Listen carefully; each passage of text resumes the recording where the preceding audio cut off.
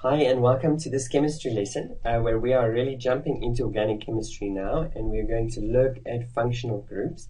Now I'm really just going to give as brief as I can overview of what functional groups are and the different functional groups that we are going to look at, because later on we'll go into depth with each one, and then I'll say more about it. So for now, just know that you are going to learn how to recognize different types of functional groups and what those functional groups are called.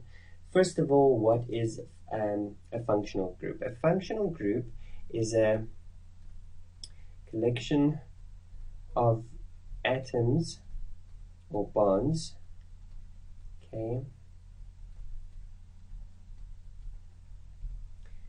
that has a predictive let's say it like this, that has a behavior we can predict.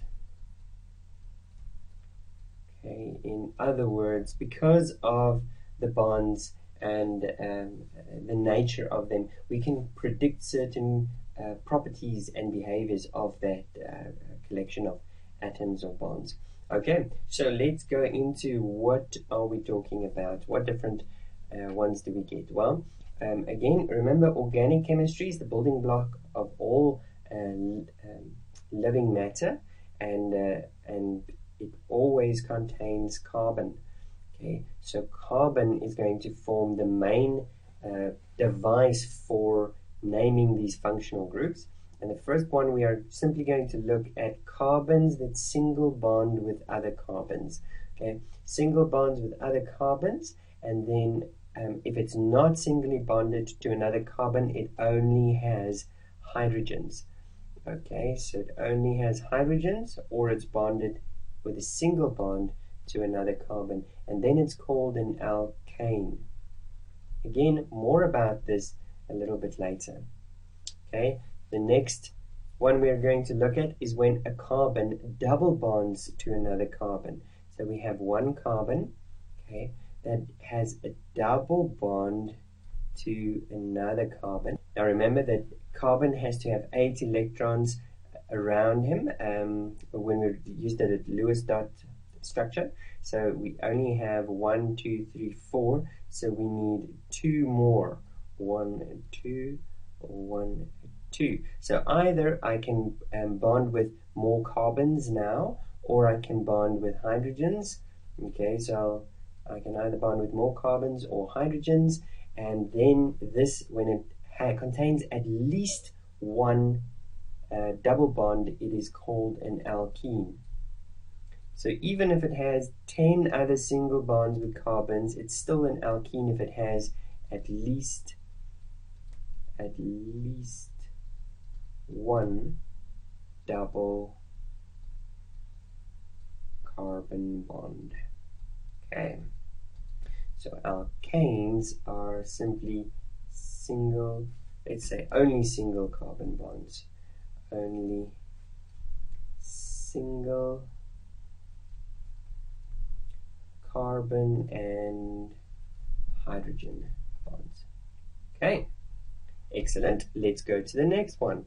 Can you guess what that might be? Well, this time we're going to look at triple carbon bonds. So for example, a carbon could share 3 of his valence electrons with another carbon who will share 3 of his valence electrons, which means we only have, since now around my carbon I've got 2, 4, 6 for both of them, we only need 2 more. So again, it could either be a hydrogen, or it could be more carbons that's connected to carbons that's connected to carbons. Now, just for future, okay, and so that we can understand or use a word that can give us a better understanding, I'm going to use the letter R. Now, what R represents is a substituent. A substituent group. What a substituent group is it's simply a branch or a collection of bonds that are normal alkane, a normal alkane structure. Okay, so an alkane is a normal alkane structure, which means it's just carbon and hydrogen bonds. A substituent group is an alkane structure with carbon and hydrogen bonds. Okay, so this one could have these substituent groups on either end, and obviously it could just be a hydrogen as well. Okay, so this one is called an alkene. Alkyne. An alkyne, in other words, an alkyne has at least one triple. Does triple have two P's? Triple carbon bond. Okay, now one thing you will notice in all of these only have carbons and hydrogens. Okay, so these three functional groups together form a group themselves called the hydrocarbons. Okay, so that's an important thing to know. Hydrocarbons only contain hydrogens and carbons. Okay, and one thing that you will notice about hydrocarbons are that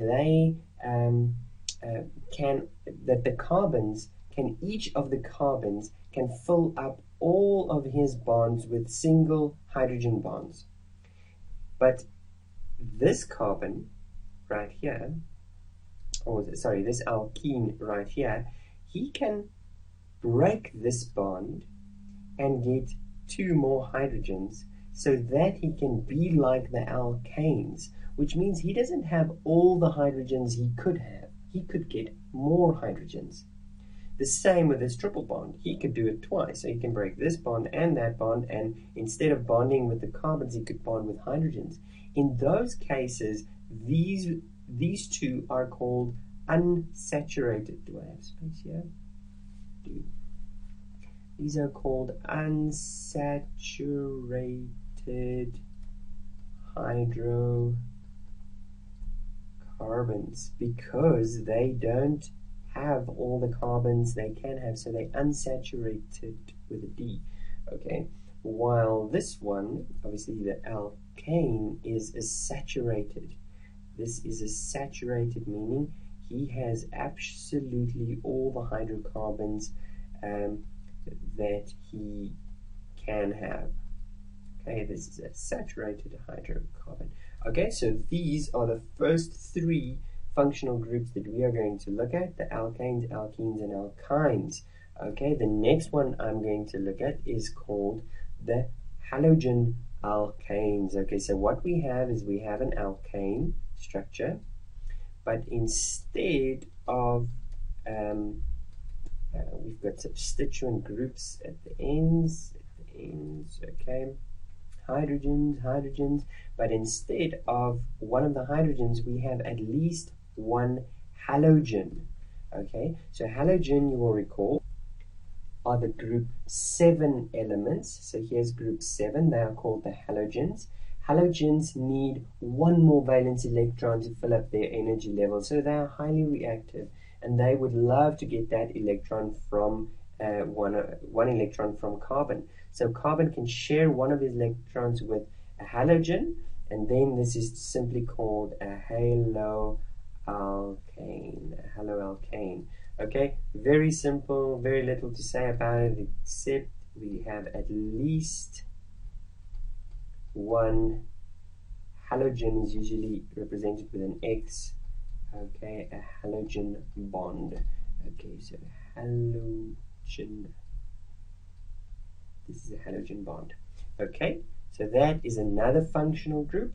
And then we get the next one I'm going to look at is the alcohols. Okay, so alcohol will have an alkane structure, okay, with substituent groups. In other words, that structure can be as long as you can imagine.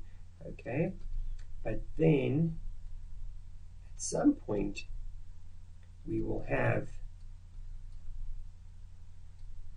a hydroxide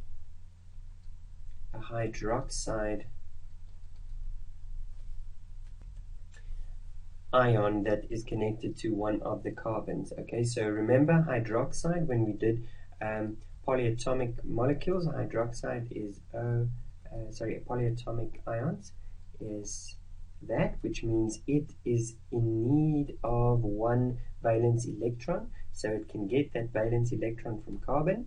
And as soon, and here's another thing to notice. Notice it's at the end of the carbon chain. Okay, it ends the carbon chain. It's not like these where the carbon chain can go on. So if there is a substituent group at one of these ends, this one would become a branch. It's not anymore continuing the length. It now becomes a branch. That a little bit later when we talk about alcohols.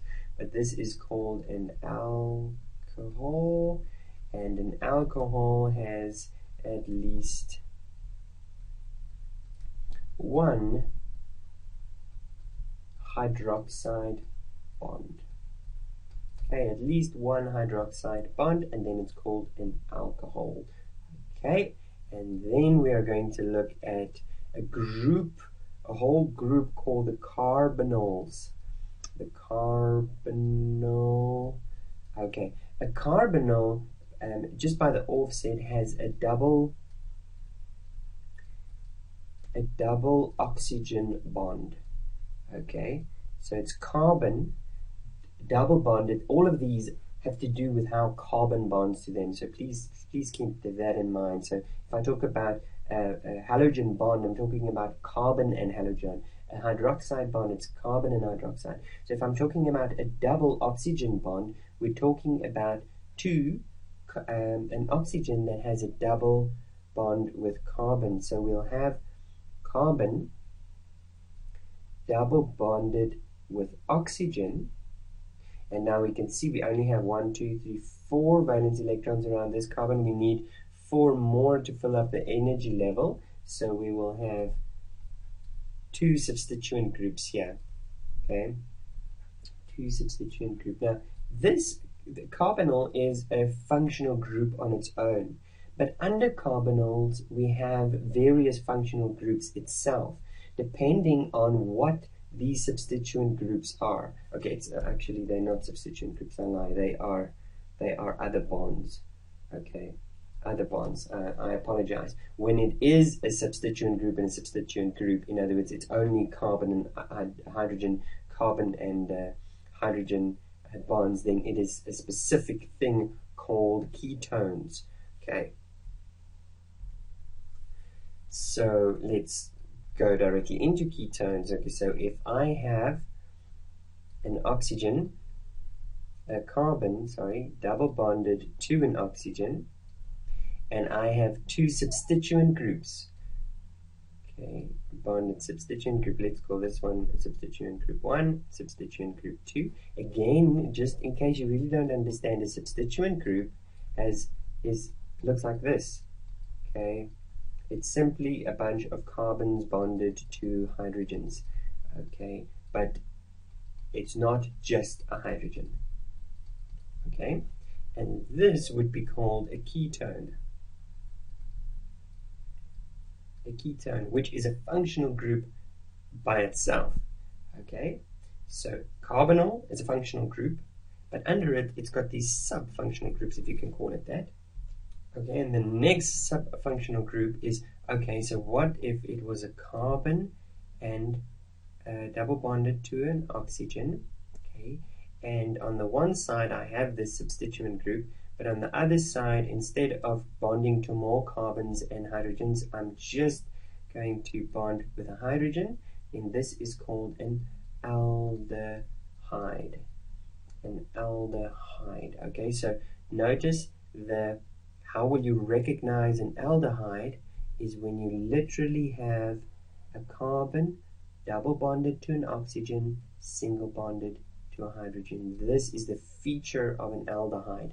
A ketone would only have this carbon and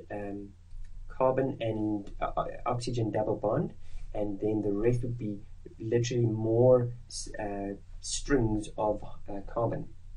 Okay. And then we have our next one is a carbon double bonded to an oxygen, single bonded to to a substituent group, and here it's single bonded to a hydroxide ion. Okay, so again, similar to the alcohols, but this is called carboxylic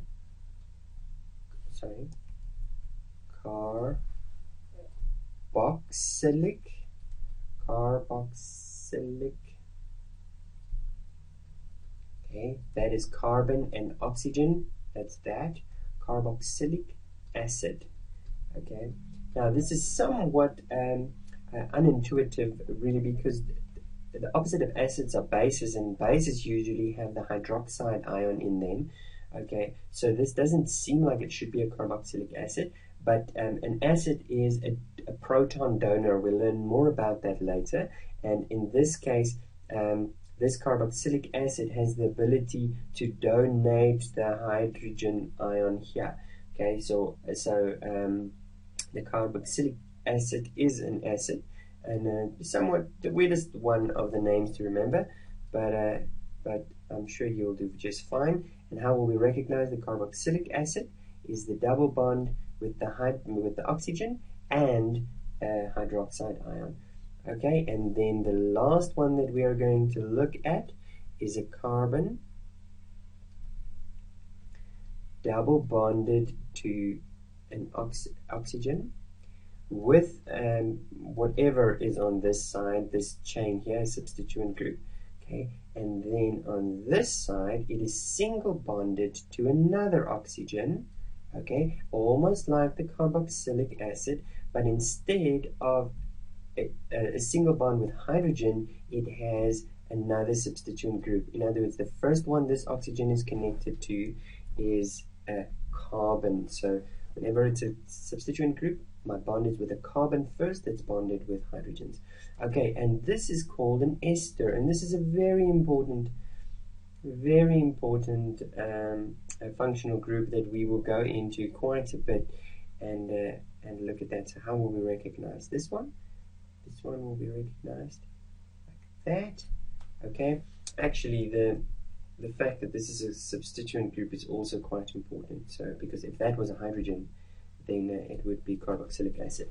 Okay, so if you have this carbon double bonded to an oxygen, single bonded to another oxygen, single bonded to a carbon, that whole thing, that will make it an ester.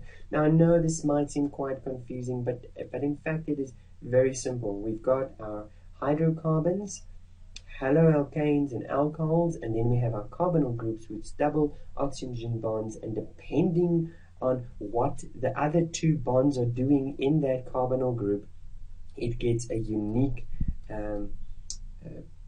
functional group of its own. If it is simply that carbon simply bonded to more carbons, then it's a ketone. If it's bonded to more carbons and the other one with a hydrogen, it's an aldehyde. If it's bonded to a hydroxide, it's a carboxylic acid, and if it's bonded to an oxygen and a carbon, then it is an ester. Okay, thank you very much for watching. I hope this was informative. This forms a great foundation for what's coming. In the next few videos, we will look at the specific properties of alkanes, alkenes, etc., each in its own video. Thank you very much for watching. I'll see you then.